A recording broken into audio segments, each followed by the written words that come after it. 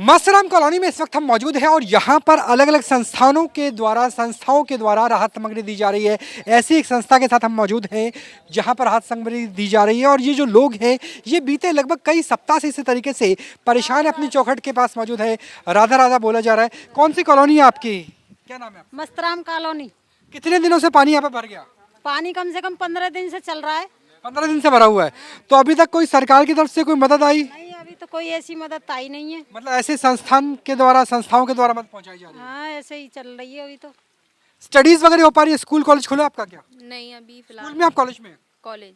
तो कॉलेज पूरी तरीके से बंद है, कोई बाहर नहीं निकल सकता? हाँ, फिलहाल सब कुछ बंद है अभी। और यहाँ दवाई वगैरह चाहिए हो तो दवाई वगैरह कैसे होगी? बुजुर्ग भी होंगे इस कॉलोनी में? अब सभी तो लोग हैं यहाँ, बीमार भी है, हर बीमारी तो चल ही रही है, बड़े बूढ़े भी हैं, सब तरह के हैं। और बीमारी तो जवान जवानों को भी चल रही है फिलहाल तो कोई मेडिकल इमरजेंसी हो तो कैसे निकल सकते हैं आप, या कोई रास्ता ही नहीं है? फिलहाल तो कोई रास्ता ही नहीं है। और यहाँ पे जो संस्थान हमारे साथ हैं वो लगातार राहत सामग्री बांट रहे हैं, वो भी आप यहाँ पे देख सकते हैं। भाई, आपका क्या नाम हुआ, कहाँ से आप आए हैं? जी, राधे श्याम।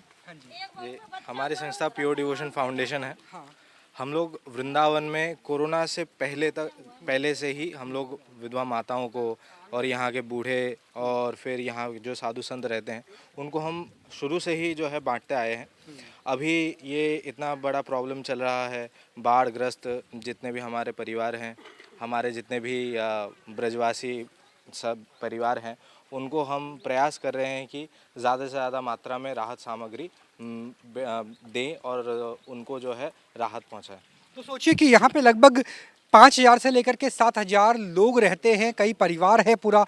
मैं चाहूँगा एक बार 360 व्यू दिखाएं कि किस तरीके से यहाँ पर जो परिवार है वो रहते हैं और वहाँ पर राहत सामग्री अभी तक जो पहुँचाई जा रही है वो फिलहाल नाव के ज़रिए ही, और वो भी अलग अलग गैर सरकारी संगठन NGOs के द्वारा, ट्रस्ट के द्वारा ही पहुँचाई जा रही है। तो ये स्थिति है इस वक्त मस्तराम कॉलोनी की, जहाँ पर कई परिवार हैं। उन परिवारों तक राहत सामग्री पहुँचाने के लिए केवल एक ही संसाधन है और वो साधन है यहाँ पर नाव। कोई मेडिकल इमरजेंसी आए तो भी नाव से ही निकला जा सकता है और दूसरा कोई विकल्प किसी के पास शेष नहीं रह जाता।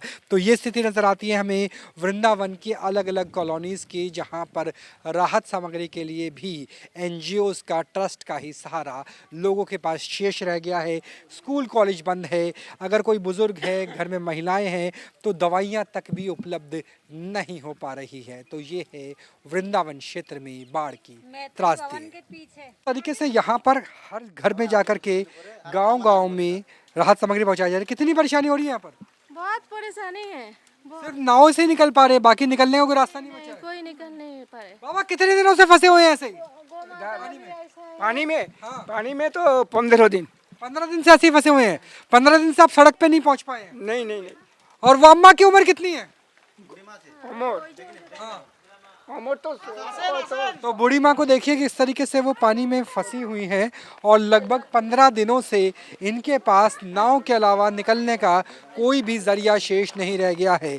तो ये इस वक्त है वृंदावन के हालात कि बुजुर्ग यहाँ पर हमारे पास 80 साल के आसपास की इनकी उम्र होगी और इसी तरीके से मदद पहुँचाई जा रही है अलग अलग फाउंडेशंस के द्वारा, जिसे हम सनातन कहते हैं। तो सनातन परम धर्म है, वो देखिए किस तरीके से यहाँ पे पहुँचाई जा रही है और बहुत से लोग वही हैं जिन्हें मदद पहुँचाई जा रही है। कितने समय से फंसे हुए हो?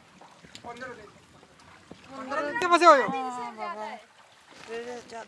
कोई प्रशासन से आया निकालने के लिए? कोई सरकारी विभाग का आया क्या? हम हिंदी बोलते पारी नहीं बाबा, नहीं आ पाते हैं। हाँ, सरकारी कोई आया? सरकारी ना सरकारी गाड़ी यार नहीं बाबू किचु। अच्छा, सरकारी गाड़ी नहीं आई है। बंगाली कॉलोनी यहाँ पर हम देख पा रहे हैं।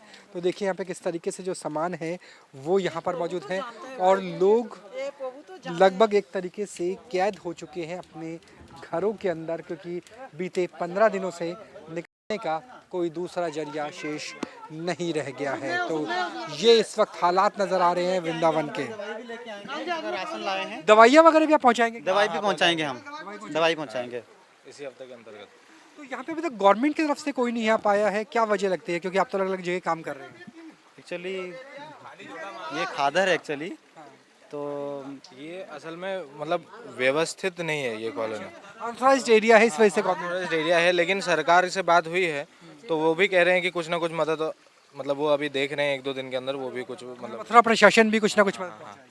क्योंकि एमवीडीओ से बात हुई थी इस रिगार्डिंग, तो वे जो है थोड़े से अपने सर्कुलर न्यूज़ वगैरह में डाल रहे हैं कि वो भी कुछ राहत के सामान वो भी पहुंचाएंगे। तो यानी यहाँ पे सरकार की तरफ से भी मदद पहुंचाने की कोशिश है, लेकिन हालात इतने विषम है कि 15 दिनों से लोग अपने घरों के अंदर कैद हो गए हैं। तो यकीन मानिए जब हम बात करते हैं दिल्ली मुंबई की, तो उनकी तुलना में वृंदावन के हालात बेहद विषम है, बेहद विषम परिस्थितियां हैं। बुजुर्गों के पास दवाइयाँ नहीं हैं, खाना नाव के ज़रिए राशन, सूखा राशन पहुँचाया जा रहा है। और जो ज्वार है वो देखिए किस तरीके से, जो आपको ज्वार नज़र आएगा, जो लहर नज़र आएगी, जो वेग नज़र आएगा, यकीन मानिए यहाँ से यमुना की दूरी अच्छी खासी है, फिर भी घरों के अंदर पानी भरा हुआ है। ये हालात नज़र आ रहे हैं इस वक्त वृंदावन के तमाम घरों के अंदर। जहाँ भक्ति है हर शब्द में, कथाओं में छुपे हैं दिव्य रहस्य और ज्योतिष देता है जीवन को दिशा। धर्म से जुड़ी हर बातों को जानने के लिए हमारे चैनल स्तुति को